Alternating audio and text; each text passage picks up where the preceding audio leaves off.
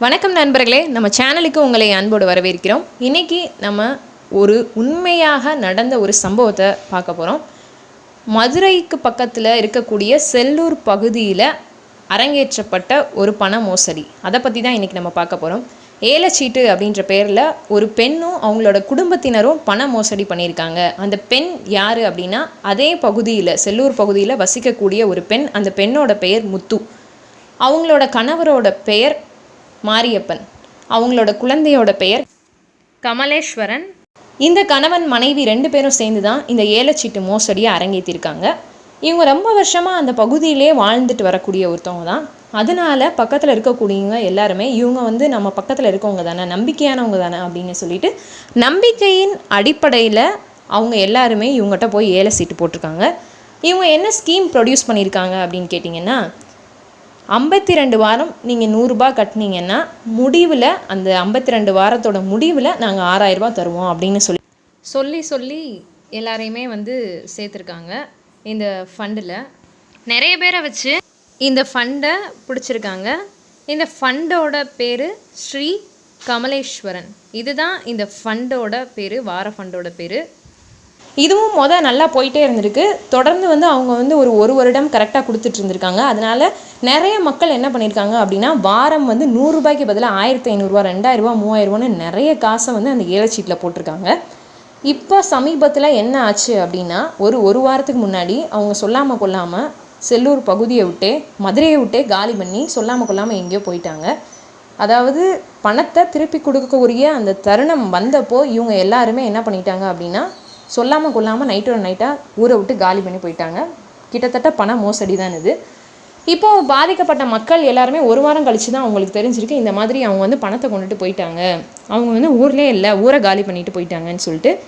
சரின்னு சொல்லிட்டு இவங்க என்ன பண்ணியிருக்காங்க அப்படின்னா, எஸ்பி ஆஃபீஸில் போய் கம்ப்ளைண்ட் கொடுக்கறதுக்காக மக்கள் எல்லாருமே ஒன்று திரண்டு போயிருக்காங்க. அங்கே போன பிறகு தான் அவங்களுக்கு ஒரு பேரதிர்ச்சி காத்திருந்துச்சு. என்ன அப்படின்னு கேட்டிங்கன்னா, அந்த பெண், அந்த முத்து அப்படின்ற நபர் ஏற்கனவே எஸ்பி ஆஃபீஸில் இந்த மாதிரி நான் 40 நபர்கள்ட்ட கடன் வாங்கியிருந்தேன், அந்த கடனை திருப்பி கேட்டு என்னை ரொம்ப கொடுமைப்படுத்துகிறாங்க, எனக்கு ரொம்ப மென்டல் ப்ரெஷர், டார்ச்சர் கொடுக்குறாங்க, அதனால் என்னால் இது பண்ண முடியல, இந்த நிலைமை தொடர்ந்துச்சு அப்படின்னா நான் தற்கொலை பண்ணிக்குவேன் அப்படின்ற மாதிரி தன்னோட வக்கீல் மூலியமாக நோட்டீஸ் கொடுத்துருக்காங்க. ஏலச்சீட்டு மூலமாக பணத்தை ஃபுல்லாக வாங்கிட்டு சுருட்டிட்டு போன அந்த பெண் முன்னாடியே தெளிவாக இந்த மாதிரி எஸ்பி ஆஃபீஸில் தன்னோட வக்கீல் மூலயமா ஒரு நோட்டீஸ் கொடுத்துட்டாங்க. இப்போ பாதிக்கப்பட்ட இந்த நபர்கள் அங்கே காவல் நிலையத்துக்கு போன பிறகு தான் தெரிஞ்சிருக்கு, இந்த மாதிரி அவங்க பக்காவாக பிளான் பண்ணி ஒரு மோசடியை அரங்கேற்றிருக்காங்க அப்படின்றது. இப்போ பாதிக்கப்பட்ட அந்த நபர்கள் என்ன தான் செய்ய முடியும் அப்படின்னு கேட்டிங்கன்னா, அவங்க ஃபஸ்ட்டு போலீஸ் ஸ்டேஷன் போவாங்க. போயிட்டு அங்கே ஒரு ரிட்டன் கம்ப்ளைண்ட் கொடுப்பாங்க.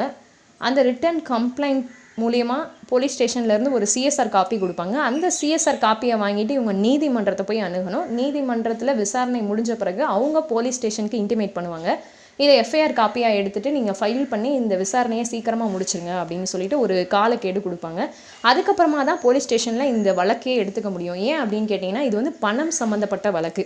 இதுவே க்ரைம் அப்படின்னா டேரெக்டாக போலீஸ் ஸ்டேஷன் கண்ட்ரோலுக்கு போயிடும். போலீஸ் ஸ்டேஷனில் அவங்க உடனே விசாரணையை துவங்கி உடனடியாக எல்லாத்தையுமே ஆரம்பிச்சிருவாங்க. ஆனால் இது என்ன அப்படின்னு கேட்டிங்கன்னா, மூவபிள் அண்ட் இம்மூவபிள் போத்தாக இருக்கக்கூடிய பணம் சம்மந்தப்பட்ட ஒரு பிரச்சனை அப்படின்றதுனால இது க்ரைமில் வராது. அப்படின்றதுனால டைரெக்டாக இதோட கண்ட்ரோல் எல்லாமே நீதிமன்றத்துக்கிட்ட தான் இருக்குது.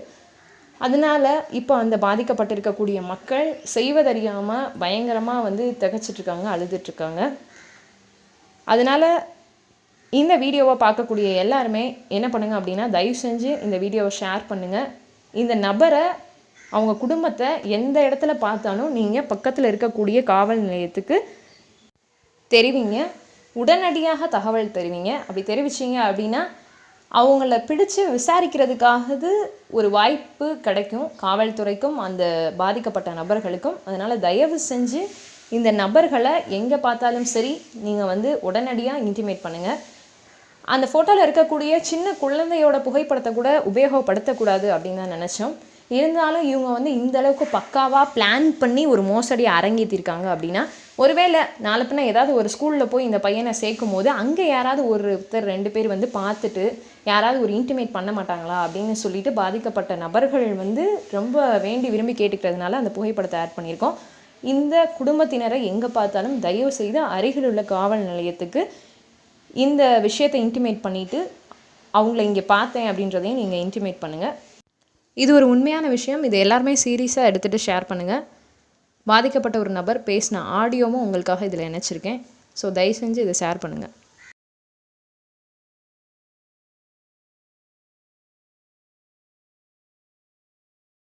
ஹலோ ஃப்ரெண்ட்ஸ், இந்த ஃபோட்டோவில் இருக்க வெறுமுத்து இவ எல்லார்ட்டையும் இந்த வருஷம் கடந்த 4 வருஷமாக பண்டு இலைச்சிட்டு பிடிச்சிட்டு இருந்தா. அதனால் இந்த வருஷம் நம்பிக்கையாக போட்டாங்க. வழக்கத்தை விட அதிகமாகவே போட்டாங்க. 9ஆம் தேதி எல்லாவது காசு தரேன்னு சொல்லிட்டு காசை கொண்டுட்டு ஓட்டிட்டா. கிட்டத்தட்ட 60-70 பேருக்கு மேலே இந்த பாரதி நகரில் மட்டுமே தரணும். இதே மாதிரி ஒக்கீரத்துறை, கொன்னாஞ்சல ஒவ்வொரு ஏரியாலையுமே பண்டு பிடிச்சிருக்கா. ஒவ்வொரு ஏரியாவில் மக்களுமே எங்கன்னு பார்த்தா யாருக்குமே தெரியல ஃப்ரெண்ட்ஸ். இப்போ எங்கே ஓடிட்டா. கிட்டத்தட்ட 18 லட்சத்துக்கு மேலே நம்ம கணக்கு வருது. நீங்கள் கண்டுகள் எங்கே இருக்கான்னு தகவல் தெரிந்தால் மதுரையில் உள்ள செல்லூர் காவல் நிலையத்தில் தகவல் தருமாறு மக்கள் சார்பாக கேட்கிறேன். ஸோ ஃப்ரெண்ட்ஸ், முடிஞ்ச அளவுக்கு இதை ஷேர் பண்ணுங்கள். இனிமேலும் இந்த மாதிரியான விஷயங்கள் நடக்காமல் இருக்கணும் அப்படின்றத நம்ம மனசில் ஒவ்வொருத்தரோட மனசுலையும் வச்சுப்போம். இந்த மாதிரி யார்கிட்டையுமே சொந்தக்காரங்களாக இருந்தாலும் அண்ணன் தம்பியாக இருந்தாலும் காசை கொடுத்து ஏமாந்துடாதீங்க அப்படின்றது இந்த சேனலோட அன்பான வேண்டுகோள். நன்றி.